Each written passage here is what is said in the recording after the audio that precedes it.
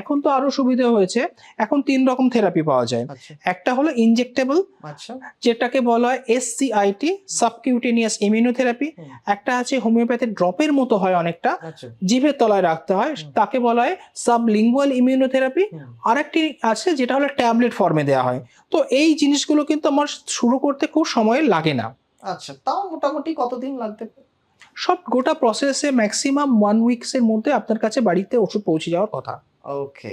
মানে চিকিৎসাটা হয়তো দীর্ঘমেয়াদী, কিন্তু এই যে ওষুধ নির্বাচন বা আপনি কি ধরনের টিকা নেবেন সেটা নির্বাচন করতে খুব বেশি সময় লাগে না। না, মানে যারা বাইরে থাকছেন, আমি তাদের কথা ভাবছি যারা বাইরে থাকেন।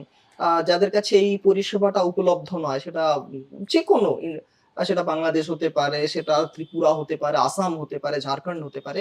তো অনেকের কাছেই একটা প্রশ্ন থাকে যে আমরা ইমিউনোথেরাপির জন্য আসবো, আমার অ্যালার্জি আছে, আমি কতদিনের জন্য আসবো? সেটা আরো স্পেসিফিক ভাবে বলতে গেলে আমার ২-১ দিনেও হয়ে যাবে। কেন আচ্ছা। ধরুন, মানে মেক্সিমামটা ১ না সপ্তাহ। সেটাও নয়, ধরুন আমরা আরো ভালোভাবে কি করতে পারি, ধরুন উনি এলেন, হুম, তার আমি সিম্পটম দেখলাম, হুম, তার টেস্টটা হয়ে গেল। হুম। টেস্টটা হয়ে যাওয়ার পরে তাকে বাড়ি চলে গেল তিনি। ওকে।